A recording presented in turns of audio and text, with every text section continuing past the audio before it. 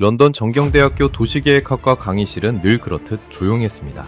200명의 학생들이 노트북을 펼쳐놓고 저를 기다리고 있었죠. 저는 25년간 이 자리에 섰던 사람입니다. 영국 왕립도시계획협회 정회원이고 런던 크로스레일 자문을 맡았으며 도시 인프라에 관한 책을 5권 썼습니다. 그날도 평소처럼 슬라이드를 띄웠습니다. 화면에 청계천 사진이 떴습니다. 저는 코웃음을 쳤습니다. 마이크를 잡고 말했죠.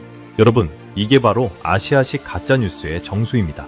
인공 펌프로 한강물을 끌어다 흘려보내고 친환경이라며 떠드는 정치 쇼. 27개월 만에 도시마천을 복원했다? 영국이라면 30년은 걸릴 일을 다 가짜뉴스라니까요. 학생들이 웃었습니다. 저는 더 신이 났습니다. 여러분, 도시 복원에는 공식이 있습니다. 런던 템스강이 그랬고 파리생강이 그랬습니다. 100년의 시간, 수백조 원의 예산, 수십 명의 노벨상급 학자가 필요한 작업이에요. 그걸 27개월에? 그건 복원이 아니라 분장입니다. 그 강의 영상은 그날 밤 유튜브에 올라갔습니다. 조회수가 빠르게 올라갔죠. 저는 만족했습니다. 그리고 2달 뒤, 저는 제가 비웃었던 바로 그 자리에 서 있었습니다. 서울 청계천 한복판에서요. 손에 들고 있던 반박자료 보고서가 발밑으로 떨어졌습니다. 보고서를 주울 생각도 못했습니다. 다리가 움직이지 않았거든요. 옆에 있던 독일인 기술자가 저를 쳐다보며 조용히 말했습니다. 교수님, 이제 보이시나요? 저는 아무 말도 할 수 없었습니다. 도대체 그 7일 동안 무슨 일이 있었던 걸까요? 25년간 강단을 지킨 영국 도시계획학자가 어떻게 자기 강의 노트를 통째로 지우게 되었을까요? 그가 가짜뉴스라며 비웃었던 그 작은 하천이 어떤 진실을 품고 있었기에 한 학자의 자존심을 무너뜨릴 수 있었을까요? 오늘 그 7일간의 이야기를 시작합니다. 영상 시작 전 구독과 좋아요로 대한민국의 미래를 응원해주세요. 제 이름은 에드워드 그레이엄입니다. 올해 58살이고 런던 정경대학교 도시계획학과 종신교수로 일하고 있습니다. 옥스퍼드에서 학부를 마치고 미국 매사추세츠 공과대학에서 박사학위를 받았죠. 박사 논문 주제는 산업화 이후 유럽 대도시의 수변 공간 재생이었습니다. 그 논문이 영국 도시계획학계에서 제법 화제가 되었고 34살에 런던 정경대학교 부교수로 임명되었습니다. 동료들 사이에서는 꽤 빠른 속도였죠. 제 자부심의 원천은 분명했습니다. 영국 왕립도시계획협회 정회원, 런던 크로스레일 자문위원, 파리 라데팡스 재개발 기술평가단, 도쿄 오다이바 친수공간 컨설팅.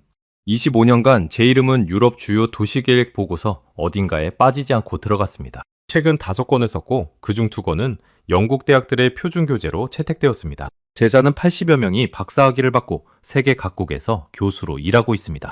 저에게 도시복원의 표준은 단 2곳이었습니다. 첫째는 런던 템스강입니다. 산업혁명 이후 100년 넘게 오염되어 1957년에는 자연사박물관이 공식적으로 생물학적으로 죽은 강이라고 선언했던 곳이죠. 그 강을 영국은 1960년대부터 정화를 시작해 2000년대에 와서야 연어가 돌아오는 수준으로 되살렸습니다. 거의 40년이 걸린 작업이었습니다. 둘째는 독일 라인강입니다. 1986년 산도즈 화학공장 사고로 한 번 죽었던 강을 유럽 5개국이 협력해 30년에 걸쳐 복구한 사례죠. 라인강 행동계획에만 수십조 원의 예산이 들어갔습니다. 이 2사례가 제 머릿속의 도시복원 공식이었습니다. 시간은 최소 30년, 예산은 수십조 원, 그리고 수십 년의 시민적 합의. 이게 제가 학생들에게 가르치던 진리였습니다. 그러던 어느 날 한국이라는 단어가 제 책상에 올라왔습니다. 2000년대 초반이었습니다. 영국 도시계획학회에 한국 학자가 발표자로 왔습니다. 발표 주제가 청계천 복원 사업이었죠. 도심 한복판을 가로지르는 5.8km 고가도로를 헐고 그 아래 묻혀있던 하천을 되살린다는 내용이었습니다. 저는 발표 중간에 손을 들고 질문했습니다. 공사 기간은 얼마로 잡고 계십니까? 한국학자가 잠시 망설이다가 답했습니다. 3년 안에 끝낼 계획입니다. 학회장이 술렁였습니다. 저는 옆자리 동료를 보며 어깨를 으쓱했죠. 누군가는 작게 웃었습니다. 3년이라니. 영국 같으면 환경 영향평가만 5년이 걸릴 일이었습니다. 발표가 끝나고 저는 그 학자에게 다가가 명함을 건네며 말했습니다. 건투를 빕니다. 다만 학자로서 한 말씀 드리자면 이런 사업은 서두르면 반드시 실패합니다. 그 학자는 미소만 짓고 자리를 떴습니다. 저는 그 일을 잊고 살았습니다. 그러다 2005년 가을, 그러니까 청계천이 개장했다는 뉴스가 영국 신문에 짧게 실렸을 때 저는 신문을 덮으며 혼잣말했습니다. 개장이 중요한 게 아니야. 5년만 지나봐. 무너지고 마르고 결국 다시 덮어버릴 테니까. 그게 제 솔직한 예측이었습니다. 한국이라는 나라는 빠르게 만들었다가 빠르게 무너지는 나라라는 게 제 머릿속의 고정관념이었거든요. 1990년대 후반에 한국에 출장을 간 적이 있었습니다. 그때 본 한강은 콘크리트 호안으로 둘러싸여 있었고 청계 고가도로 아래는 매연과 소음으로 가득했습니다. 차창 밖으로 본 청계 고가는 회색 거인이었습니다. 그 풍경이 제 머릿속에 한국이었습니다. 그런 나라가 도시 복원이라니 가당치도 않은 일이지. 저는 그렇게 단정했습니다. 세월이 흘렀습니다. 가끔 한국학자들이 영국 학회에 와서 청계천 후속 데이터를 발표했습니다. 생물종이 늘었다, 미세먼지가 줄었다, 도심 온도가 떨어졌다. 저는 발표 자료를 받아도 첫 장만 넘기고 가방에 넣었습니다. 한 번은 회의 후 동료에게 이렇게 말한 적도 있습니다. 저런 자료는 정부가 만들어주는 거야. 한국은 위로부터 통제되는 나라잖아. 데이터를 어떻게 믿어? 지금 생각하면 부끄러운 말이지만 그때는 진심이었습니다. 그러던 2025년 봄, 제 박사과정 제자 올리비아 첸이 한국 답사를 다녀왔습니다. 한국계 영국인 어머니를 둔 학생이었고 외할머니가 서울에 살고 계셔서 방학마다 한국에 가는 학생이었죠. 어느 날 그녀가 제 연구실 문을 두드렸습니다. 교수님, 이거 한번 보세요. 올리비아가 노트북을 열었습니다. 청계천 야경 사진이었습니다. 도심 한복판 빌딩 숲 사이로 물이 흐르고 사람들이 다리 위에 앉아 책을 읽고 있는 풍경. 저는 사진을 1초 보고 답했습니다. 포토샵이군. 올리비아의 눈이 커졌습니다. 교수님, 이거 제가 어제 직접 찍은 사진이에요. 그럼 화각이 왜곡됐겠지. 도심 한복판에 저런 곳이 있을 수가 없어. 올리비아는 다른 사진을 넘겼습니다. 물고기들이 헤엄치는 모습, 어린아이가 발에 담그고 노는 모습, 직장인들이 점심시간에 도시락을 까먹는 모습. 저는 노트북을 덮으며 말했습니다. 올리비아, 자네 연구 진도가 어디까지 갔지? 지난주에 보낸 챕터 3, 아직 답을 못 줬는데? 화제를 돌렸습니다. 올리비아가 한숨을 쉬며 연구실을 나갔죠. 문이 닫히는 순간 저는 의자를 돌려 창밖을 봤습니다. 런던의 잿빛 하늘이 펼쳐져 있었습니다. 저는 작게 중얼거렸습니다. 내 제자까지 선전에 넘어갔군. 그게 그날 제 마지막 생각이었습니다. 그로부터 한 달 뒤 영국 공영방송에서 전화가 왔습니다. 아시아 도시의 미래라는 다큐멘터리를 제작하는데 자문위원이 필요하다는 거였죠. 그중 한 편이 청계천 복원 20주년 특집이라고 했습니다. 저는 통화 중에 잠깐 망설였습니다. 거절할까 싶었거든요. 한국에 가고 싶지 않았습니다. 제가 평생 비웃어온 사업의 현장을 굳이 가서 볼 이유가 없었습니다. 그런데 제작 PD가 한마디 덧붙였습니다. 교수님, 이번 다큐에 청계천의 비판적인 시각이 필요합니다. 한국 측에서 너무 자화자찬한 자료를 많이 보내왔어요. 균형을 잡아주실 분이 교수님밖에 없습니다. 그 한마디에 저는 마음을 바꿨습니다. 좋습니다. 가지요. 수화기를 내려놓고 저는 책상 위에 사진 한 장을 보며 미소 지었습니다. 1998년 출장 때 제가 직접 찍은 청계 고가도로 사진이었습니다. 매연으로 흐릿한 회색 풍경. 그 풍경이 어떻게 야경 사진으로 바뀔 수 있다는 건지 저는 도무지 믿을 수 없었습니다. 저는 그날 밤부터 자료를 모았습니다. 청계천이 실패했다는 증거들, 인공 펌프로 한강물을 끌어다 쓴다는 자료, 복원 후 침수 사고가 있었다는 기사, 일부 환경단체의 비판 보고서. 이런 자료들을 노트북 한 폴더에 가득 채웠습니다. 폴더 이름은 짧게 지었습니다. 가짜뉴스 반박자료. 그렇게 적었습니다. 출국 전날 밤 저는 짐을 쌌습니다. 옷은 일주일치, 카메라는 챙기지 않았습니다. 대신 노트북과 두꺼운 인쇄물 보고서 묶음을 넣었죠. 가방을 닫으며 저는 거울 속 제 얼굴을 봤습니다. 25년 학자의 자신감이 거기 있었습니다. 가서 폭로하고 오자. 7일이면 충분해. 그게 출국 전 제 마지막 다짐이었습니다. 비행기에 오르며 저는 창가 자리에 앉았습니다. 12시간의 비행. 저는 가방에서 청계천 비판 보고서를 꺼내 다시 읽기 시작했습니다. 형광펜으로 줄을 긋고 메모지에 반박 논리를 적었습니다. 옆자리 승객이 슬쩍 제 자료를 보더니 한국어로 뭐라고 말했습니다. 저는 못 들은 척했습니다. 비행기가 인천 상공에 진입했을 때 기장의 안내방송이 흘러나왔습니다. 승객 여러분, 잠시 후 인천공항에 도착합니다. 현재 서울의 날씨는 맑음, 기온은 섭씨 18도입니다. 저는 창밖을 봤습니다. 한반도에 서해안이 보였습니다. 밝은 섬들과 갯벌, 그리고 끝없이 펼쳐진 도시의 불빛. 저는 자료를 덮으며 혼잣말했습니다. 한국, 너희가 무슨 거짓말을 했는지 내가 다 밝혀줄게. 그게 인천 땅을 밟기 전 제 마지막 생각이었습니다. 저는 그때 몰랐죠. 7일 뒤 제가 같은 비행기를 타고 런던으로 돌아갈 때는 완전히 다른 사람이 되어 있으리라는 사실을. 그리고 제 25년의 강의 노트가 그 짧은 일주일 사이에 통째로 무용지물이 되어버리리라는 사실을 말입니다. 인천공항 입국장은 생각보다 깔끔했습니다. 저는 일부러 두리번거리지 않았습니다. 한국이라는 나라가 공항부터 자랑하고 싶어 한다는 걸 알고 있었거든요. 영국에서도 종종 듣던 말이었습니다. 인천공항이 세계 최고 수준이라느니 면세점이 어떻다느니. 저는 그런 평가들을 한국 정부의 홍보 예산이 만든 결과물이라고 생각했습니다. 수화물을 찾고 게이트를 빠져나오자 운전기사가 영국 공영방송 로고가 박힌 종이를 들고 서 있었습니다. 키 큰 한국인 남성이었죠. 그가 정중하게 영어로 인사했습니다. 그레이엄 교수님, 어서 오십시오. 호텔까지 약 1시간 정도 걸립니다. 저는 짧게 고개만 끄덕이고 차에 올랐습니다. 검은색 세단이었습니다. 좌석이 넓고 가죽 냄새가 났습니다. 운전기사가 출발하자 저는 곧바로 노트북을 꺼냈습니다. 차창밖을 볼 생각이 없었거든요. 안 봐도 뻔하지. 매연 풍기는 자동차, 도로의 회색 빌딩, 그게 한국이지. 저는 속으로 그렇게 중얼거렸습니다. 그런데 차가 공항 고속도로를 빠져나와 서울 도심으로 진입할 때 저는 무심코 고개를 들었습니다. 그리고 그대로 노트북 화면을 보던 시선이 멈췄습니다. 한강이 보였습니다. 1998년 출장 때 봤던 그 콘크리트 호안의 한강이 아니었습니다. 강변에 사람들이 자전거를 타고 있었고 둔치에는 잔디밭이 펼쳐져 있었습니다. 멀리 빌딩 숲 사이로 다리들이 줄지어 서 있었고 강물 위로 햇빛이 반사되어 반짝였습니다. 저는 잠깐 시선을 거두려다가 다시 봤습니다. 이게 한강이라고? 운전기사가 백미러로 저를 보며 답했습니다. 네, 교수님. 반포대교 지나가는 중입니다. 저녁에 분수가 나옵니다. 저는 대답하지 않았습니다. 시선을 노트북으로 돌렸지만 손가락이 움직이지 않더군요. 머릿속에 한 가지 의문이 떠올랐습니다. 27년 전 제가 본 그 잿빛강과 지금 눈앞의 강이 같은 강이라면 그동안 한국에 무슨 일이 있었던 걸까? 저는 그 의문을 곧바로 밀어냈습니다. 강변 풍경이야 어디든 비슷하지. 화창한 날이라 좋아 보일 뿐이야. 호텔은 광화문 근처에 있었습니다. 체크인을 하고 짐을 풀자마자 운전기사가 다시 로비로 전화를 걸어왔습니다. 교수님, 첫 일정이 30분 후 청계광장입니다. 모셔다 드리겠습니다. 저는 시계를 봤습니다. 오후 2시였습니다. 영국 시간으로는 새벽 6시.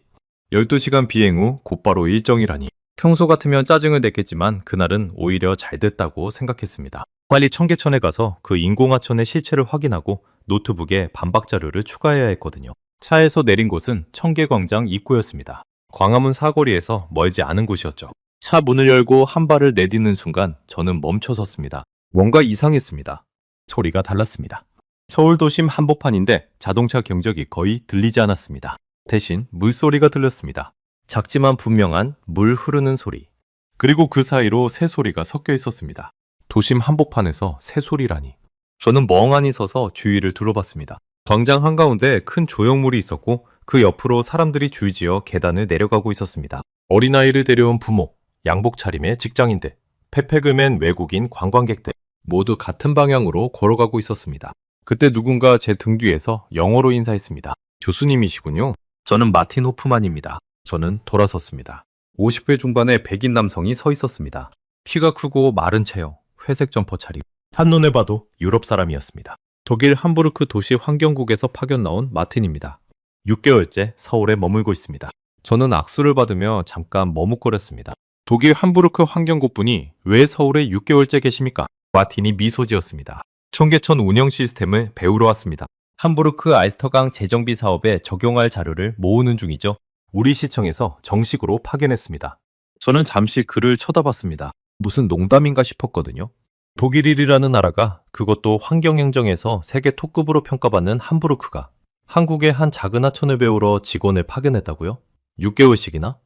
마틴은 제 표정을 읽었는지 작게 웃으며 덧붙였습니다. 교수님, 강의 영상 봤습니다. 저는 굳었습니다. 2달 전 런던 정경대학교에서 청계천에 관해 하신 강의 말입니다.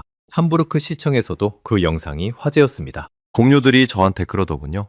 영국의 유명한 학자가 우리가 6개월째 배우고 있는 이 하천을 가짜뉴스라고 했다고. 순간 얼굴이 화끈거렸습니다. 저는 헛기침을 하며 답했습니다. 그건 학술적 회의론의 일환이었습니다. 자료만 보고는 판단이 어려워서요. 마틴이 고개를 끄덕였습니다. 이해합니다. 저도 6개월 전에는 의심했거든요. 인공 펌프로 물을 흘리는 하천이 무슨 의미가 있겠나. 우리 독일이 라인강 정비해드린 시간과 예산을 생각하면 27개월에 이게 가능할 리가 없다고요. 그래서 직접 확인하러 왔습니다. 저는 그의 말을 듣다가 무심코 물었습니다. 그래서 확인하셨습니까? 마틴이 잠시 침묵하더니 천천히 답했습니다. 교수님, 일단 한번 걸어보시죠. 제가 6개월간 정리한 결론을 지금 말씀드려도 직접 보지 않으시면 안 믿으실 겁니다. 저도 그랬으니까요. 그 순간 김도현 박사라는 분이 다가왔습니다. 서울연구원 도시생태팀장이라고 자신을 소개했습니다. 40대 후반의 차분한 인상의 한국인이었고 영어가 거의 원어민 수준이었습니다. 교수님, 환영합니다. 오늘 일정은 청계광장에서 출발해 모정교까지 도보로 이동하실 예정입니다. 약 30분 거리입니다. 중간중간 설명드릴 부분이 있습니다. 저는 가방을 들어 보였습니다. 제가 가져온 자료가 있습니다. 먼저 회의실에서 자료부터 검토하고 가는 게 어떻겠습니까? 김도현 박사가 미소 지었습니다. 교수님, 자료는 저희도 다 있습니다. 그건 호텔에 두고 오시는 게 어떨까요? 일단 두 발로 걸어보시고 그래도 의문이 남으시면 그때 자료로 토론하시죠. 마티니 옆에서 거들었습니다. 교수님, 저도 처음 왔을 때 자료부터 보자고 했습니다. 그때 김 박사님이 제게 똑같이 말씀하셨죠. 결국 그날 2시간을 걸은 뒤에 자료가 필요 없어졌습니다. 저는 잠시 망설였습니다. 가방 안에 보고서 묶음이 무거웠습니다. 하지만 두 사람이 저를 빤히 쳐다보고 있었습니다. 학자로서 자존심이 있었습니다. 자료를 끌어안고 우기는 모습은 보이고 싶지 않았습니다. 좋습니다. 걷죠. 저는 가방을 운전기사에게 맡기고 신발끈을 조였습니다. 그 순간 발목에 살짝 긴장이 풀리는 느낌이 들었습니다. 학자가운을 벗고 답사자가 되는 순간이었죠. 당장 계단을 내려가기 시작했습니다. 김 박사가 앞장섰고 마틴이 제 옆에 섰습니다. 계단은 폭이 넓었고 양옆으로 화강암으로 된 벽이 서 있었습니다. 5계단쯤 내려갔을 때 저는 본능적으로 멈췄습니다. 공기가 달랐습니다.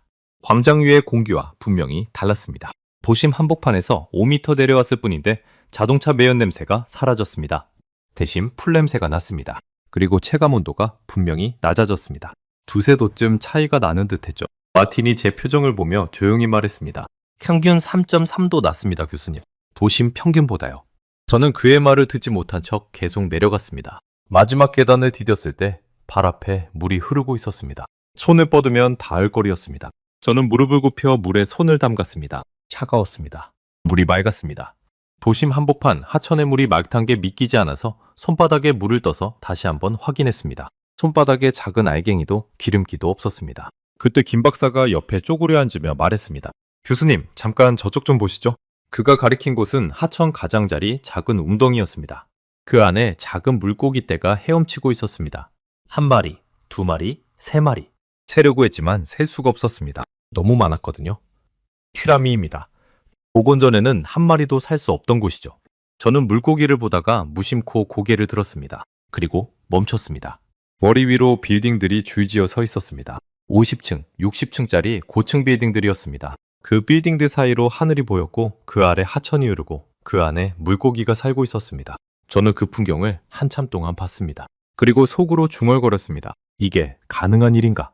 옆에서 마틴이 조용히 말했습니다. 저도 처음 봤을 때 같은 말을 했습니다, 교수님. 저는 그를 쳐다봤습니다. 그의 눈에는 비웃음이 없었습니다. 오히려 동지를 만난 듯한 표정이었습니다. 자기도 같은 길을 걸어왔다는 표정이었죠. 김 박사가 일어서며 말했습니다. 가시죠.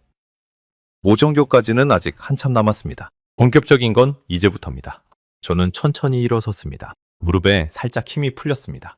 12시간 비행하실 거라고 생각했습니다. 그렇게 믿고 싶었습니다. 발걸음을 옮기며 저는 가방을 두고 오길 잘했다는 생각을 했습니다. 만약 그 가방 안에 반박자루를 들고 이 자리에 섰다면 너무 부끄러웠을 테니까요. 청계광장에서 모정교 방향으로 천천히 걷기 시작했습니다. 시간은 오후 2시 30분쯤이었죠. 평일 오후인데도 사람이 많았습니다. 양옆 산책로에는 사람들이 줄을 이어 걷고 있었고 하천 가장자리에는 발을 담그고 앉은 이들이 보였습니다. 가장 먼저 눈에 들어온 건 직장인들이었습니다. 양복을 입고 넥타이를 맨 한국 직장인 4명이 하천 옆 돌계단에 앉아 도시락을 까먹고 있었습니다. 그 옆 벤치에서는 60대로 보이는 두 여성이 종이컵에 든 커피를 마시며 이야기를 나누고 있었죠. 저는 김도현 박사에게 물었습니다. 점심시간이 끝났을 텐데 이렇게 사람이 많습니까? 김 박사가 답했습니다. 평일 평균 1 방문객이 6만 명입니다. 주말에는 15만 명까지 올라가죠. 개장한 지 20년이 되었는데 누적 방문객이 1억 9천만 명을 넘었습니다. 저는 그 숫자를 머릿속에서 굴려봤습니다. 1억 9천만 명. 영국 인구의 거의 3배에 해당하는 수가 이 5.8km짜리 하천을 다녀갔다는 거였습니다. 저는 잠깐 의심했습니다. 중복 집계가 포함된 거 아닙니까? 마틴이 옆에서 답했습니다. 제가 6개월 전에 똑같이 물었습니다, 교수님. 서울시 자료는 진입 게이트 센서를 통한 실측 데이터입니다. 중복 가능성은 있지만 함부르크 시청에서 보낸 통계 전문가가 직접 검증했습니다. 신뢰할 수 있는 수치입니다. 저는 더 묻지 않았습니다. 대신 발걸음을 옮기며 주위를 살폈습니다. 100m쯤 더 걸었을 때 다리 아래로 들어섰습니다. 광교라는 다리였죠. 그 아래 그늘에서 어린아이 둘이 발을 물에 담그고 있었습니다. 5살, 7살쯤 되어 보이는 남매였습니다. 그 옆에서 엄마가 휴대전화로 사진을 찍고 있었죠. 어린 여자아이가 갑자기 물을 가리키며 한국어로 소리쳤습니다. 엄마, 물고기!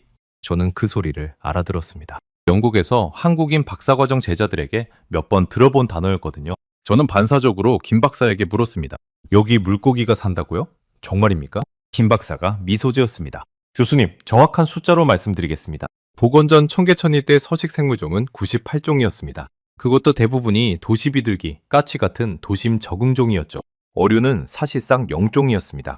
예언과 폐수로 물이 죽어 있었으니까요. 저는 노트를 꺼내려다 두고 왔다는 걸 깨달았습니다. 보고서 가방에 넣어둔 채로요. 김 박사가 그 모습을 보더니 잠시 멈추고 휴대전화 메모장을 열어 보여줬습니다. 숫자가 거기 적혀 있었습니다. 복원 후 20년이 지난 현재 청계천 서식 생물종은 626종입니다. 6.4배 늘었죠. 어류만 25종이 살고 있습니다. 피라미, 버들치, 갈견이, 송사리, 그리고 천연기념물인 황조롱이도 청계천변에 둥지를 틀었습니다. 저는 그 숫자를 보고 침묵했습니다. 입을 다물고 있었지만 머릿속이 시끄러웠습니다. 98종이 626종으로 6.4배 증가. 같은 작업을 영국에서 했다면 어땠을까? 템스강 정화 사업은 40년이 걸려서 연어가 돌아오는 수준이었습니다. 그것도 영국 최대 강 하나에 대한 결과였죠. 청계천은 도심 한복판 5.8km짜리 작은 하천입니다. 그곳에 6.4배의 생물이 돌아왔다는 게, 그것도 20년 만에 그렇게 되었다는 게, 저는 작게 중얼거렸습니다. 통계가 부풀려졌을지도 모르지. 김 박사는 못 들은 척 계속 걸었습니다. 마틴은 들었는지 저를 한 번 보고 작게 웃었죠. 6개월 전 자기도 같은 말을 했다는 표정이었습니다. 광교를 지나 모종교 방향으로 더 걸어갔습니다. 산책로 양옆으로 작은 식물들이 심어져 있었는데 김 박사가 멈춰서 그중 하나를 가리켰습니다. 이건 갯버들입니다. 한국 토종 수변식물이죠. 복원 당시 인공식재했는데 지금은 자생적으로 번식하고 있습니다. 그 옆에 흰색 꽃이 핀 식물은 노루오줌이라고 합니다. 저는 식물 이름을 외울 생각이 없었습니다. 대신 한 가지 의문이 들었습니다. 잠깐만요. 식재 자체가 인공이라면 이걸 진정한 의미의 자연복원이라고 할 수 있겠습니까? 영국에서는 그런 사업을 인공정원이라고 부릅니다. 복원이 아니라요. 마틴이 그 말을 듣고 멈춰섰습니다. 그가 저를 정면으로 봤습니다. 교수님, 한 가지 여쭤보겠습니다. 영국 KQ 가든은 모두 자생식물입니까? 저는 잠깐 멈칫했습니다.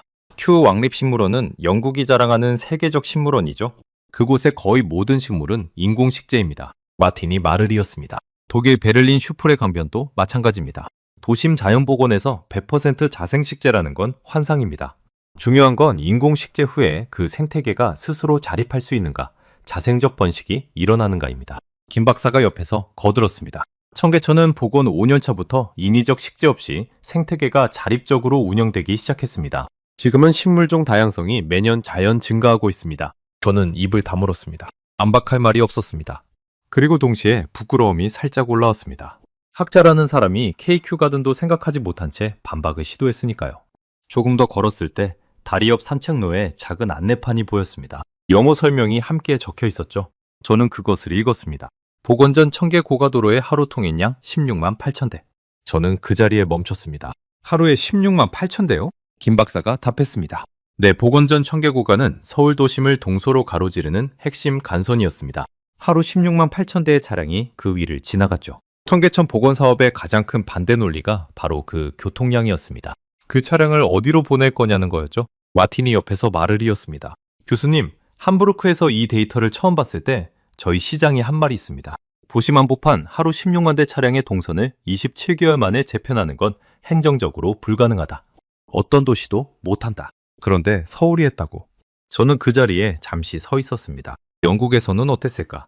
런던 시내에서 하루 16만 대 차량의 동선을 바꾸는데 얼마나 걸릴까? 환경 영향평가에만 3년, 시민 공청회에 2년, 그리고 실제 시공에 5년.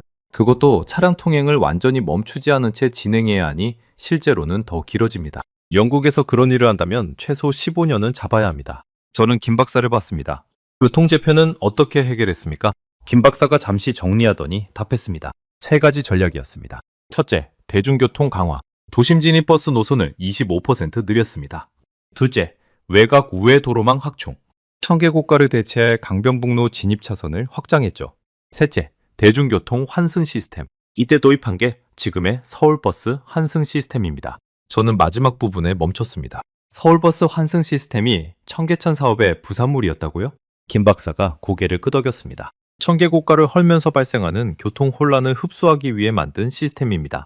그 시스템이 지금 세계 30여 개 도시가 벤치마킹하고 있죠. 자카르타, 멕시코시티, 보고타, 청계천 복원의 부산물이 또 하나의 세계 표준이 된 셈입니다. 저는 머리가 살짝 어지러웠습니다. 청계천이라는 작은 사업 하나가 도시 운영의 패러다임 자체를 바꾼 거였습니다. 그리고 그 패러다임이 다른 나라로 수출되고 있다는 거였죠. 마틴이 제 표정을 보며 조용히 말했습니다. 교수님, 함부르크 시청에서 제가 이걸 다 정리해서 보고 있을 때 우리 시장이 회의실에서 말없이 30분간 자료만 봤습니다. 그러더니 한마디 했죠. 우리가 진 게 아니라 우리가 늦은 거다. 저는 그 말을 듣고 잠시 호흡을 가다듬었습니다. 모정교까지는 아직 한참 남아 있었습니다. 김 박사가 저쪽 다리 밑을 가리키며 말했습니다. 교수님, 저기 보이시죠? 사람들이 줄지어 사진 찍는 곳이 빨래터입니다. 1960년대 청계천 판자촌 시절을 재현해 놓은 곳이죠. 저는 그쪽을 봤습니다. 한국 학생들로 보이는 청년들이 줄을 서서 사진을 찍고 있었습니다. 60년 전 자기 할머니 세대가 청계천에서 빨래하던 풍경을 재현한 자리에서 손자, 손녀들이 웃으며 사진을 찍는 풍경이었습니다. 저는 그 장면을 잠시 봤습니다. 그리고 한 가지 사실이 머리를 스쳤습니다. 영국에서는 산업혁명 시기에 사진을 보러 가는 게 박물관입니다. 한국에서는 그게 야외에서 사람들이 걸을 수 있는 산책로 한복판에서 재현되어 있는 거였죠. 그때 김 박사가 손목시계를 보며 말했습니다. 교수님, 시간이 4시가 다 되었습니다. 오늘 일정은 여기까지입니다. 호텔로 돌아가셔서 쉬시고 내일 오전 9시에 서울연구원 데이터센터에서 뵙겠습니다. 저는 고개를 끄덕였습니다. 그리고 가볍게 물었습니다. 데이터센터에서는 무엇을 봅니까? 김 박사가 답했습니다. 청계천 복원 이후 20년간 누적된 모든 데이터입니다. 대기질, 수질, 생물종, 방문객 수, 경제효과, 그리고 외부기관 평가 자료도 함께 보실 수 있습니다. 미국 하버드 대학원, 일본 도쿄대학교, 독일 함부르크 시청. 청계천을 벤치마킹한 모든 기관의 평가서가 거기 있습니다. 저는 잠시 멈췄습니다. 하버드 대학원이라고요? 김 박사가 미소 지었습니다. 네, 하버드 대학원 디자인 스쿨입니다. 청계천을 도시복원 사례로 정식 교재에 등재했고 2010년에는 베로니카 러지 그린상을 청계천 사업에 수여했죠. 그 자료들이 모두 데이터 센터에 있습니다. 내일 직접 보시면 됩니다. 저는 그 자리에 잠시 멈춰 있었습니다. 입이 살짝 마르더군요. 침을 한번 삼키고 고개를 끄덕였습니다. 내일 뵙겠습니다. 저는 호텔로 가는 차 안에서 노트북을 켜지 않았습니다. 차창 밖으로 서울 도심이 흘러갔습니다. 빌딩 사이사이로 푸른 가로수가 보였고 횡단보도마다 사람들이 줄지어 건너고 있었습니다. 저는 머릿속에서 한 가지 사실을 정리했습니다. 6.4배, 16만 8천대, 1억 9천만 명, 27개월, 그리고 하버드. 호텔에 도착해 방으로 올라가 침대에 앉았습니다. 가방을 열어보고서 묶음을 꺼냈습니다. 가짜뉴스 반박자료라고 이름 붙인 폴더였죠. 저는 그것을 한참 봤습니다. 그리고 다시 가방에 집어넣었습니다. 내일 데이터 센터에 가서 직접 보고 판단하기로 했습니다. 그래도 학자니까요. 직접 본 것에 대해서는 인정할 줄 알아야 한다고 저는 늘 학생들에게 가르쳤거든요. 창밖으로 서울의 야경이 펼쳐지기 시작했습니다. 저는 커튼을 닫지 않고 한참 동안 그 풍경을 봤습니다. 잠이 오지 않았습니다. 다음날 아침 8시 40분. 저는 호텔 로비에서 차를 기다리고 있었습니다. 전날 밤 잠을 거의 못 잤습니다. 시차 때문이 아니었습니다. 머릿속에서 어제 들은 숫자들이 계속 굴러다녔거든요. 626종, 16만 8천대, 27개월, 하버드. 저는 평소에 잠을 못 자면 아침에 신경이 날카로워지는 편입니다. 그런데 그날은 이상하게 가라앉아 있었습니다. 무언가 큰 시험을 앞둔 학생 같은 기분이었습니다. 차가 도착했고 저는 운전기사에게 짧게 인사했습니다. 가방을 열어보니 어제 그대로 반박 보고서가 들어있었습니다. 저는 그것을 빼서 호텔방에 두고 올까 잠시 망설였습니다. 결국 그대로 들고 차에 올랐습니다. 아직 학자로서 마지막 자존심은 남아있었거든요. 서울연구원은 서초구에 있었습니다. 차로 30분 거리였죠. 도착해서 건물에 들어서자 김도현 박사가 1층 로비에서 기다리고 있었습니다. 그 옆에 마틴 호프만도 있었죠.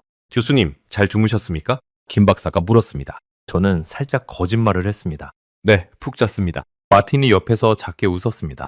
그도 6개월 전에 똑같이 잠을 못 잤다는 표정이었습니다. 엘리베이터를 타고 5층으로 올라갔습니다. 도시생태 데이터 센터라고 적힌 문 앞에서 김 박사가 직원 카드를 댔습니다. 문이 열렸고 저는 그 공간 안으로 한 발을 들였습니다. 그 순간 저는 멈췄습니다. 벽 한 면 전체가 모니터였습니다. 가로 12m, 세로 4m쯤 되는 거대한 화면이었죠. 그 화면에 청계천 5.8km 전 구간의 실시간 데이터가 떠 있었습니다. 수온, 수질, 유소, 대기질, 미세먼지 농도, 이산화지수 농도, 그리고 구간별 방문객 수까지 화면 옆에는 작은 글씨로 매 30초마다 데이터가 갱신되고 있다고 적혀 있었습니다. 저는 잠시 그 화면을 멍하니 봤습니다. 마틴이 옆에서 조용히 말했습니다. 교수님, 함부르크 시청에서 저보고 이 시스템을 다 카피해오라고 했습니다. 우리 아이스터강 관리 시스템보다 두세 대 앞서 있습니다. 저는 가방을 옆에 내려놓고 한 발자국 더 들어갔습니다. 화면 가장자리에 작은 그래프 하나가 떠 있었습니다. 청계천 복원 전후 대기질 비교 그래프였죠. 김 박사가 그쪽으로 저를 안내했습니다. 교수님, 이게 가장 핵심 데이터입니다. 복원 전 청계고가일 때 미세먼지 농도는 71.0 마이크로그램이었습니다. 복원 후 같은 지점에서 측정한 농도는 60.0 마이크로그램, 16%가 감소했습니다. 저는 그 그래프를 봤습니다. 이산화지수는 51.0 ppb에서 46.0 ppb로 10% 감소했습니다. 그리고 가장 놀라운 건 도심 열섬 효과 부분입니다. 김 박사가 다른 화면을 가리켰습니다. 서울 도심 온도 분포 지도였습니다. 빨간색과 노란색으로 표시된 구역이 도심 한복판에 가득했고 그 한가운데를 가로지르는 파란 띠가 있었죠. 청계천이었습니다. 청계천 주변 온도는 도심 평균보다 3.3도 낮습니다. 여름철에는 5도까지 차이가 나는 날도 있습니다. 도시 한복판에 인공 에어컨을 깐 것과 같은 효과입니다. 저는 그 지도를 한참 봤습니다. 5,100km의 푸른 띠가 서울 도심에 열을 식히고 있는 모습이었습니다. 저는 가방에서 노트를 꺼냈습니다. 학자라는 직업의 본능이었죠. 데이터를 적기 시작했습니다. 손이 살짝 떨리는 걸 저는 인식하지 않으려고 했습니다. 그때 김 박사가 다른 자료를 꺼냈습니다. 두꺼운 영문 보고서였습니다. 표지에 익숙한 로고가 있었죠. 빨간색 방패 모양 안에 베리타스라고 적힌 라틴어 글씨, 하버드 대학교의 로고였습니다. 교수님, 이게 하버드 대학원 디자인 스쿨이 청계천에 수여한 베로니카 러지 그린상 평가서 원본입니다. 2010년 자료입니다. 저는 보고서를 받아들었습니다. 손이 살짝 무겁게 느껴졌습니다. 표지를 넘기자 첫 페이지에 평가위원회 명단이 있었습니다. 그중 한 명의 이름에서 저는 멈췄습니다. 마사 슈어츠 교수, 하버드 대학원 디자인 스쿨 조경학과 정교수, 미국 도시보건 분야에서 권위를 인정받는 인물이었습니다. 제가 작년에 런던 정경대학교에서 강의할 때 그녀의 논문을 2번이나 인용했죠. 저는 그 페이지를 한참 봤습니다. 김 박사가 보고서의 한 페이지를 펴서 제 앞에 놓았습니다. 평가 내용이 적힌 부분이었습니다. 영문이었지만 한 줄이 눈에 들어왔습니다. 청계천 복원 사업은 21세기 도시복원의 새로운 표준이며 후발 도시들이 따라야 할 모범 사례라고 평가한다. 저는 그 문장을 2번 읽었습니다. 그리고 마지막 줄에 시선이 멈췄습니다. 사인이 있었습니다. 마사 슈어츠라는 이름과 함께요. 저는 보고서를 천천히 덮었습니다. 입안이 마르더군요. 침을 한번 삼키고 김 박사를 봤습니다. 이거 원본 맞습니까? 김 박사가 고개를 끄덕였습니다. 네, 원본입니다. 화본은 청계천 박물관에도 있고 하버드 대학교 도서관에서도 확인 가능합니다. 저는 잠시 침묵했습니다. 머릿속에서 한 가지 사실이 정리되고 있었습니다. 제가 강의에서 권위 있는 인용처로 매번 언급하던 그 하버드 대학원이 제가 가짜뉴스라고 비웃었던 그 사업에 15년 전에 이미 상을 줬다는 거였습니다. 저는 그 사실을 머릿속에서 다시 한번 점검했습니다. 마치 답을 잘못 적은 학생이 시험지를 다시 들여다보는 것처럼요. 그때 마틴이 다른 자료를 들고 다가왔습니다. 교수님, 이것도 한번 보시죠. 우리 독일 함부르크 시청이 작성한 청계천 벤치마킹 보고서 요약본입니다. 연문판입니다. 저는 그 자료를 받았습니다. 첫 페이지에 큰 글씨로 적힌 한 문장이 있었습니다. 함부르크 알스터강 재정비 사업 1단계는 23년이 소요되었다. 같은 규모의 청계천 사업은 27개월에 완수되었다. 우리는 청계천을 베끼고 있다. 마지막 문장을 저는 2번 읽었습니다. 그리고 마틴을 봤습니다. 우리는 청계천을 베끼고 있다. 이건 보고서 표현입니까? 아니면 누군가의 발언입니까? 마틴이 답했습니다. 우리 함부르크 도시환경국장의 공식 발언입니다. 2023년 시청 정기회의에서 한 말이고 이게 그대로 보고서 결론부에 들어갔습니다. 저는 한참 그 자료를 봤습니다. 마틴이 옆에서 천천히 말을 이었습니다. 교수님, 우리 독일이 어떤 나라입니까? 라인강 정비에 30년을 들이고도 세계 최고라고 자부하는 나라입니다. 환경 행정에서 누구한테도 배운다고 하지 않는 나라죠. 그런 독일이, 그것도 함부르크가 한국 청계천을 베끼고 있다고 공식 발언했습니다. 이게 무엇을 의미하는지 교수님께서 잘 아시리라 봅니다. 저는 자리에 앉았습니다. 옆에 있던 회의용 의자였습니다. 무릎에 살짝 힘이 빠지는 게 느껴졌습니다. 12시간 비행 때문이라고 생각하고 싶었지만 이제 그 핑계는 통하지 않았습니다. 김 박사가 또 다른 자료를 꺼냈습니다. 일본어로 된 두꺼운 보고서였습니다. 이건 일본 도쿄도청이 2018년에 작성한 청계천 시찰 보고서입니다. 도쿄 니온바시 보건사업의 모범 사례로 청계천을 지정했죠. 저는 그 자료에 표지를 봤습니다. 그리고 그 옆 자료도, 또 그 옆 자료도 미국 로스앤젤레스, 영국 셰필드, 호주 멜버른, 캐나다 토론토 모두 청계천을 벤치마킹한 도시들의 공식 보고서였습니다. 저는 그것들을 보며 작게 중얼거렸습니다. 이 정도였습니까? 김 박사가 답했습니다.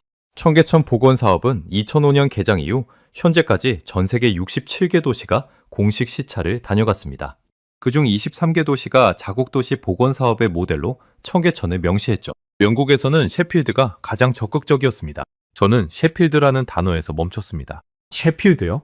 영국 셰필드시가요? 김 박사가 고개를 끄덕였습니다. 네, 셰필드 시청이 2014년에 청계천을 공식 시찰했고 보고서에서 셰필드강 재정비 사업의 표준 모델로 청계천을 지정했습니다.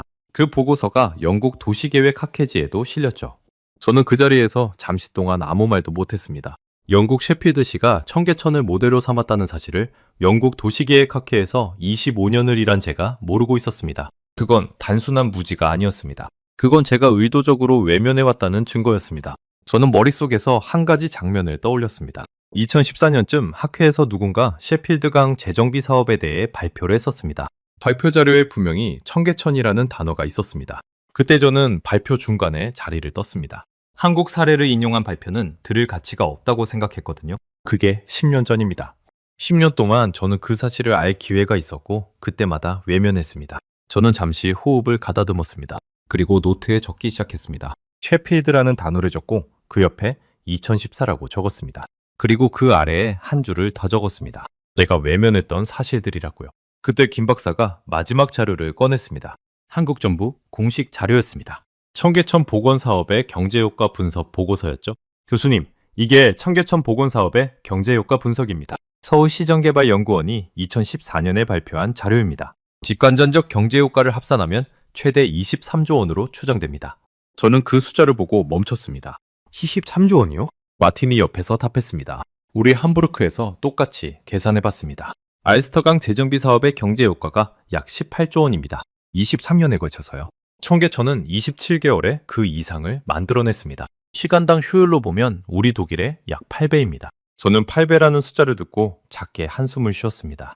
학자로서 들어보지 못한 효율 차이였습니다.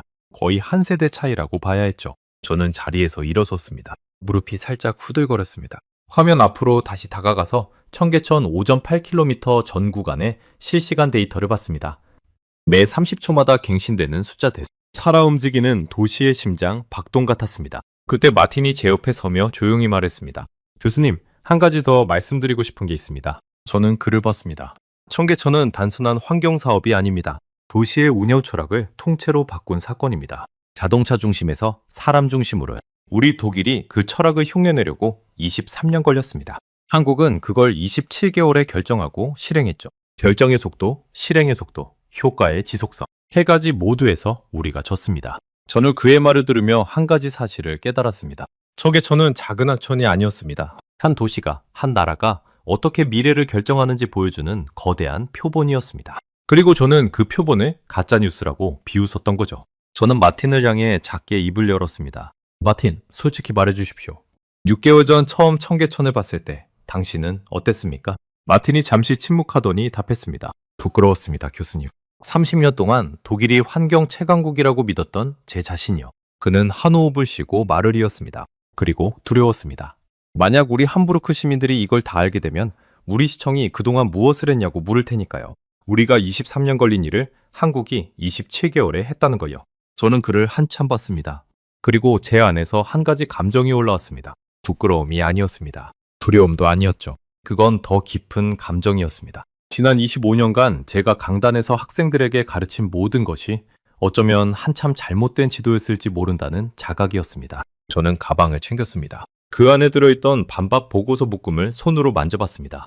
그러다가 가방채로 김 박사에게 내밀었습니다. 이거 폐기해 주실 수 있겠습니까?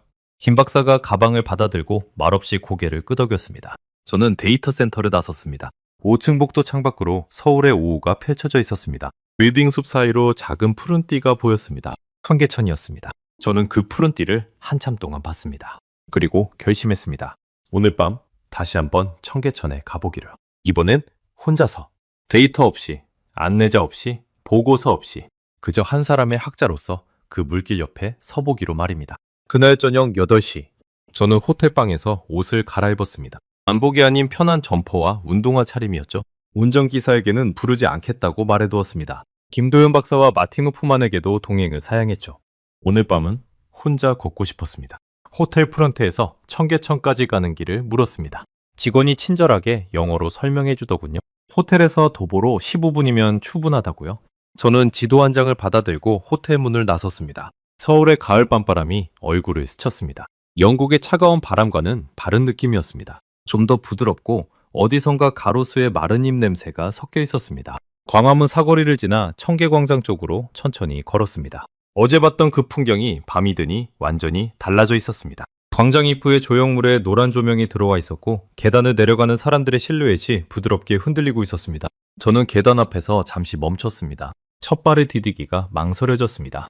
어제 김 박사와 마틴이 옆에 있었을 때는 학자의 자존심이 발걸음을 가볍게 만들었습니다. 그런데 혼자 서 있으니 그 자존심이 어디로 갔는지 보이지 않더군요. 첫 계단을 내려갔습니다. 두 번째, 세 번째 계단.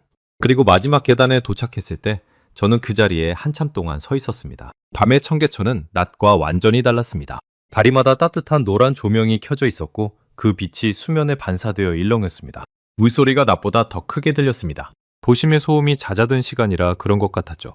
산책로에는 사람들이 있었습니다. 손을 잡고 걷는 젊은 연인, 강아지와 함께 산책하는 중년 남성, 책을 들고 다리 밑 벤치에 앉은 학생, 그리고 제 앞쪽 다리 아래에는 노부부가 손을 잡고 천천히 걸어가고 있었습니다. 저는 그 노부부를 한참 동안 봤습니다. 남편은 80대로 보였습니다. 편이 약간 굽었고 지팡이를 짚고 있었죠. 아내는 그보다 조금 어려 보였습니다. 70대 후반쯤. 두 사람이 손을 잡고 걷는 모습은 어딘가 자연스러웠습니다. 60년쯤 함께 걸어온 사람들의 모습이었죠. 남편이 무언가를 가리키며 아내에게 한국어로 말했습니다. 저는 알아듣지 못했지만 그의 표정에서 한 가지를 읽을 수 있었습니다. 그건 자랑이었습니다. 자기가 살았던 도시에 대한 자랑이요. 저는 그 장면을 보며 한 사진을 떠올렸습니다. 오늘 오후 데이터 센터를 나오기 전에 김 박사가 마지막으로 보여준 자료가 있었습니다. 1960년대 청계천 흑백 사진이었습니다. 판자촌 풍경이었죠. 좁은 골목길 양옆으로 다닥다닥 붙은 판잣집들, 처마 밑에 널어놓은 빨래들, 맨발로 뛰어다니는 아이들, 그리고 그 가운데 흐르는 시커먼 개천. 그 위에 누군가 쪼그려 앉아 빨래를 하고 있었습니다. 김 박사가 그 사진을 보며 말했었습니다. 교수님, 이게 1962년 청계천입니다. 삼국전쟁이 끝난 지 9년 됐을 때죠. 그 후 1968년에 이 판자촌을 덮어 청계고가도로를 만들었습니다. 그게 30년간 서울의 상징이었습니다. 그리고 2003년부터 27개월간 그 고가를 헐고 다시 하천을 복원했죠. 1960년대 판자촌에서 오늘의 청계천까지 60년이 걸렸습니다. 저는 그 60년이라는 숫자를 머릿속에서 굴렸습니다. 영국이 산업혁명 이후 도시를 정비하는데 얼마나 걸렸을까? 1760년대 산업혁명이 시작되었고 런던이 본격적으로 도시계획을 갖추기 시작한 게 1850년대였습니다. 그 후 빅토리아 시대 도시정비, 두 차례 세계대전 이후 재건, 1960년대 그린벨트 정책, 2000년대 템스강 정비, 영국이 오늘날의 모습을 갖추기까지 약 250년이 걸렸습니다. 한국은 그걸 60년에 했습니다. 저는 다리 난간에 손을 얹고 잠시 수면을 봤습니다. 물 위에 다리 조명이 길게 들어져 반사되고 있었죠. 저는 그 물을 보며 작게 중얼거렸습니다. 내가 비웃었던 건 청계천이 아니었어. 목소리가 가늘게 떨렸습니다. 저는 한 호흡을 쉬고 말을 이었습니다. 내가 비웃었던 건 한국이라는 나라의 속도였지. 그리고 저는 한 가지 사실을 깨달았습니다. 영국이 250년 걸린 도시 정비를 한국은 60년에 했습니다. 4배 빠른 속도였죠. 그런데 저는 그 속도를 깎아내릴 자격이 있었던가요? 영국이 도시를 정비하던 250년 동안 영국은 누구의 도움도 받지 않았습니다. 오히려 식민지에서 자원을 가져다 썼죠. 한국은 그 60년 동안 두 차례 큰 전쟁을 겪었고 분단을 겪었고 국제통화기금 구제금융을 겪었습니다. 그 모든 시련 속에서 한국은 도시를 일으켰습니다. 저는 그 자리에서 잠시 호흡을 가다듬었습니다. 가슴 한쪽이 묵직해지는 게 느껴졌습니다. 25년 학자의 자존심이 무너지는 소리가 들리는 듯 했습니다. 그때 옆 벤치에 한국 학생 2명이 앉아있는 게 보였습니다. 대학생으로 보이는 남학생 둘이었죠. 그들이 농담을 주고받으며 깔깔 웃고 있었습니다. 두 사람 중 한 명이 휴대전화를 보며 한국어로 뭐라고 말하자 옆 친구가 발을 굴리며 웃었습니다. 저는 그 웃음소리를 한참 동안 들었습니다. 영국 런던 도심 한복판에서 저는 그런 웃음소리를 들어본 적이 언제였는지 떠올리려 했습니다. 잘 떠오르지 않더군요. 런던 도심에서 사람들은 빠르게 걸어가거나 휴대전화만 보거나 펍에 들어가 앉아 있습니다. 도심 한복판 다리 옆 벤치에 앉아 친구와 깔깔 웃는 풍경. 그건 영국에서는 거의 사라진 풍경이었습니다. 저는 한 가지 사실을 더 깨달았습니다. 청계천이 만든 것은 단순한 환경복원이 아니었습니다. 도시의 일상이었습니다. 사람들이 발을 멈추고 앉아서 웃을 수 있는 공간. 도심 속 잃어버린 시간을 되찾는 자리. 영국이 200년 동안 잃어버린 그 일상을 한국은 도심 한복판 5,008km의 물길에 새겨 넣은 거였습니다. 저는 다리 위로 천천히 걸어 올라갔습니다. 오전교라는 표지판이 보였습니다. 어제 김 박사가 안내한 곳까지 어느새 걸어온 거였죠. 다리 한가운데 서서 저는 양옆 청계천을 봤습니다. 동쪽으로는 물길이 광교 방향으로 길게 이어졌고 서쪽으로는 청계광장 쪽 노란 조명이 흘러갔습니다. 빌딩숲 사이로 흐르는 작은 강, 도심의 심장박동. 저는 휴대전화를 꺼냈습니다. 사진을 찍기 위해서가 아니었습니다. 노트북을 호텔에 두고 왔기에 휴대전화로 메모를 하기 위해서였죠. 저는 메모장을 열고 손가락이 떨리는 채로 한 줄을 적었습니다. 다음 학기 강의 슬라이드 전면 수정. 청계천을 21세기 도시복원의 표준 사례로 등재할 것. 그 한 줄을 적고 저는 잠시 멈췄습니다. 그리고 또 한 줄을 적었습니다. 가짜뉴스라는 단어는 청계천에 어울리지 않는다. 그 단어가 어울리는 것은 나의 25년 강의였다. 저는 그 두 줄을 한참 동안 봤습니다. 휴대전화 화면이 밤바람에 살짝 흔들렸습니다. 그때 갑자기 비가 한 방울 떨어졌습니다. 저는 고개를 들었습니다. 검은 하늘에 가벼운 가을비가 흩날리기 시작하고 있었습니다. 강한 비는 아니었습니다. 옷이 살짝 젖을 정도의 보슬비였죠. 산책하던 사람들이 우산을 펼치거나 다리 밑으로 들어갔습니다. 노부부도 다리 아래로 천천히 걸어 들어갔습니다. 학생들은 휴대전화를 가방에 넣고 계단 위로 올라갔습니다. 저는 우산이 없었습니다. 그런데 자리를 떠나고 싶지 않았습니다. 비가 옷에 떨어지는 게 오히려 잘 됐다는 생각이 들었습니다. 25년 학자의 자존심을 씻어내는데 비만큼 좋은 것도 없을 테니까요. 저는 다리 한가운데 그대로 서 있었습니다. 비는 점점 가늘어졌습니다. 저는 그 비를 맞으며 한 가지 결심을 굳혔습니다. 런던으로 돌아가면 첫 강의에서 학생들에게 사과하기로 했습니다. 2달 전 그 강의실에서 200명의 학생들 앞에서 했던 그 비웃음을 그 자리에서 그대로 거두기로 했습니다. 저는 휴대전화 메모장을 다시 열었습니다. 그리고 세 번째 줄을 적었습니다. 학자의 가장 큰 자산은 자기 오류를 인정할 용기이다. 그 용기를 청계천에서 배웠다. 저는 그 줄을 적고 휴대전화를 주머니에 넣었습니다. 손가락이 떨려서 2번이나 잘못 입력했죠. 손가락이 떨린 건 비가 차가워서가 아니었습니다. 25년 동안 들고 다닌 무거운 자존심을 내려놓는 무게 때문이었습니다. 저는 다리에서 내려와 산책로를 따라 청계광장 쪽으로 천천히 걸었습니다. 호텔로 돌아가는 길이었죠. 빗방울이 수면 위에 동그란 무늬를 그렸다 사라졌습니다. 그 무늬가 마치 제 25년 학자 인생이 그리는 무늬 같았습니다. 청계광장 계단을 올라서기 직전 저는 한번 뒤를 돌아봤습니다. 5,008km의 물길이 어둠 속에서 노란 조명을 받으며 흐르고 있었습니다. 그 조명 아래로 사람들의 발걸음이 이어지고 있었습니다. 비가 그치고 다시 산책을 시작한 사람들이었죠. 어느 다리 아래에서는 누군가 기타를 치는 소리가 들렸습니다. 노래를 부르는 청년의 목소리가 가는 비 속에서 가늘게 흘러나왔습니다. 저는 그 풍경을 한참 봤습니다. 그리고 마음속으로 한마디 했습니다. 청계천아, 너에게 사과한다. 그리고 너를 만든 한국이라는 나라에게도 사과한다. 내일 떠나기 전에 한 번 더 너를 보러 오겠다고요. 저는 계단으로 올라 광장으로 나왔습니다. 호텔로 가는 발걸음이 가벼웠습니다. 가방이 없어서가 아니었습니다. 25년 동안 짊어진 편견의 무게가 그 다리 위에서 사라졌기 때문이었습니다. 호텔방에 돌아와 저는 노트북을 켰습니다. 2달 전 런던 정경대학교 강의실에서 사용한 슬라이드 파일을 열었습니다.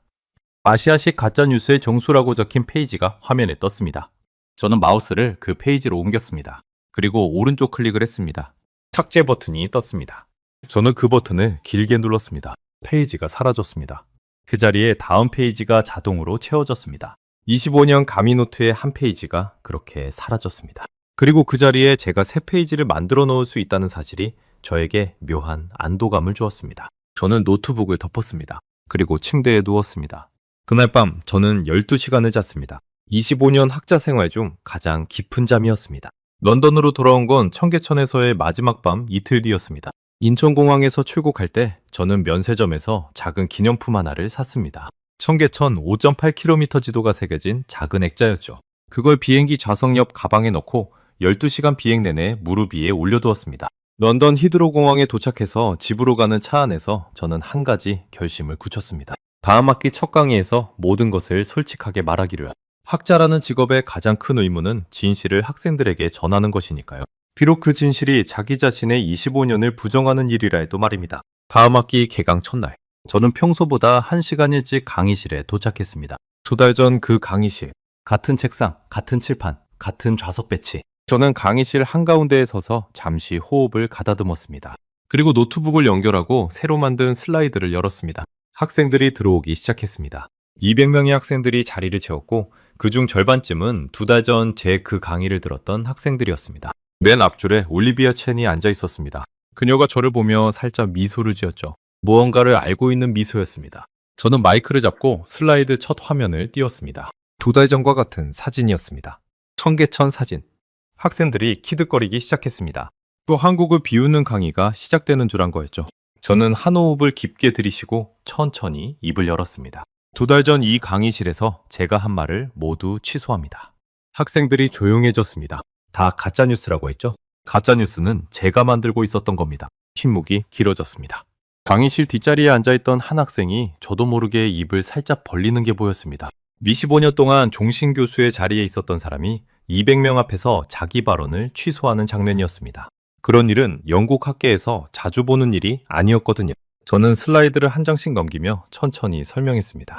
청계천의 데이터, 626종의 생물, 16% 줄어든 미세먼지, 3.3도 낮은 도심 온도, 1억 9천만 명의 누적 방문객, 23조 원의 경제 효과, 그리고 하버드 대학원이 2010년에 청계천에 수여한 베로니카 러지 그린상의 평가서, 그리고 마지막으로 독일 함부르크 도시 환경국장의 공식 발언이 적힌 보고서. 우리는 청계천을 베끼고 있다는 그 문장.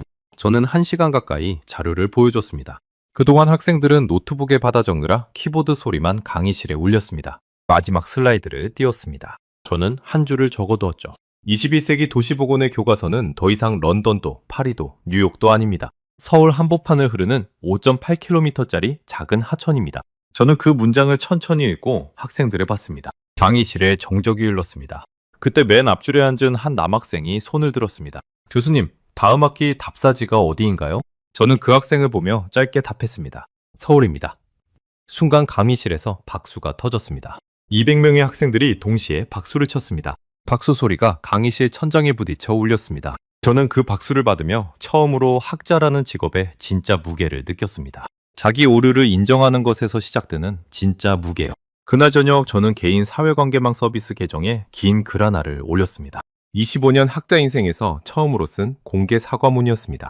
청계천에 관해 잘못된 발언을 한 점, 학자로서 직접 확인하지 않고 단언한 점, 한국이라는 나라의 도시보건 역량을 폄훼한 점에 대해 사과한다는 내용이었습니다. 그 글을 올리고 저는 화면을 한참 봤습니다. 손가락이 살짝 떨렸지만 이번에는 부끄러움 때문이 아니었습니다. 어떤 후련함 때문이었습니다. 저는 노트북을 덮고 잠자리에 들었습니다. 그날 밤도 깊이 잠들었습니다. 다음날 아침에 일어나 휴대전화로 확인했을 때 저는 잠시 멈췄습니다. 제 사회관계망 서비스 게시물의 조회수가 밤사이 200만을 넘어 있었습니다. 댓글도 수만 개가 달려 있었죠. 한국어 댓글, 영어 댓글, 일본어 댓글, 독일어 댓글, 프랑스어 댓글. 전 세계에서 사람들이 제 글을 보고 있었습니다. 가장 인상 깊은 댓글 중 하나는 마틴 호프만이 남긴 거였습니다. 교수님, 잘 돌아오셨습니다. 다음에 함부르크에 오시면 알스터 강도 한번 같이 걸으시죠. 우리가 한국에서 배운 것을 어떻게 적용하고 있는지 보여드리고 싶습니다. 저는 그 댓글을 보며 작게 미소 지었습니다. 그 후 일주일이 지났을 때 조회수는 1200만 뷰를 넘어섰습니다. 영국 신문 한 곳에서 인터뷰 요청이 왔고 미국 일간지에서도 칼럼을 부탁했죠. 저는 모두 수락했습니다. 그리고 모든 글에서 같은 결론을 적었습니다. 학자의 가장 큰 자산은 자기 오류를 인정할 용기이다. 그 용기를 나는 청계천에서 배웠다. 그로부터 6개월 뒤 저는 다시 인천행 비행기를 탔습니다. 이번에는 밥사 인솔자였습니다. 박사과정 제자들 12명과 함께였죠. 비행기 안에서 학생들이 흥분된 목소리로 청계천 자료를 보며 이야기를 나누고 있었습니다. 저는 창가 자리에 앉아 그 풍경을 봤습니다. 한국이 점점 가까워졌습니다. 서울에 도착해 첫날 청계광장에 섰을 때 김도현 박사가 마중을 나와 있었습니다. 그가 저를 보며 환하게 웃었죠. 교수님, 다시 뵙게 되어 영광입니다. 저는 그에게 손을 내밀며 답했습니다. 박사님, 그때 제 가방을 폐기해 주셔서 감사합니다. 그 덕에 새 가방을 들고 다시 올 수 있었습니다. 김 박사가 크게 웃었습니다. 학생들과 함께 청계천을 걸으며 저는 6개월 전 혼자 글 다리 위에 섰던 그 가을밤을 떠올렸습니다. 비가 흩날리던 그 밤, 휴대전화에 세 줄을 적던 그 손가락의 떨림을 말입니다. 답사 마지막 날, 저는 학생들과 함께 모전교 위에 섰습니다. 12명의 박사과정 제자들이 5.8km의 물길을 내려다보고 있었습니다.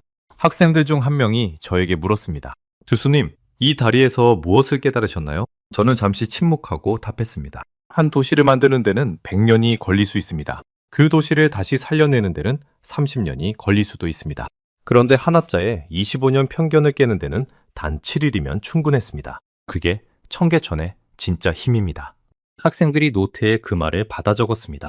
저는 다리 위에서 양념 물길을 한 번 더 봤습니다. 25년 학자 생활 동안 저는 수많은 도시를 자문했습니다. 그러나 그 중에서 한 도시 때문에 제 학문 전체를 다시 쓰게 된 곳은 청계천 하나뿐이었습니다. 청계천이 저에게 가르쳐준 것은 단순한 도시복원의 기술이 아니었습니다. 자기 오류를 인정할 줄 아는 학자의 자세였고 외면해왔던 진실 앞에 두 발을 멈출 수 있는 인간의 경손이었습니다. 그리고 무엇보다 한 나라의 진짜 힘은 무엇으로 측정되는가에 대한 답이었습니다. 한국은 도시 한복판에 5.8km의 물길을 만들었습니다. 그 물길은 단순한 하천이 아니라 한 나라가 자기 미래를 향해 던진 결심이었습니다. 27개월이라는 시간 안에 그 결심을 실행한 추진력. 그것이 한국이라는 나라의 진짜 정체였습니다. 영국이 250년에 걸쳐 이군 것을 한국은 60년에 이뤘습니다. 영국이 30년 걸려 정비한 것을 한국은 27개월에 끝냈습니다. 영국이 부끄러워해야 할 일이 아닙니다. 영국이 배워야 할 일입니다. 저는 모전교 한가운데 서서 마지막으로 학생들에게 한마디 했습니다. 고가도로를 부수는데 27개월, 한 외국 학자의 편견을 부수는데 7일. 이것이 청계천이 세계에 던진 가장 짧고 가장 강력한 메시지입니다.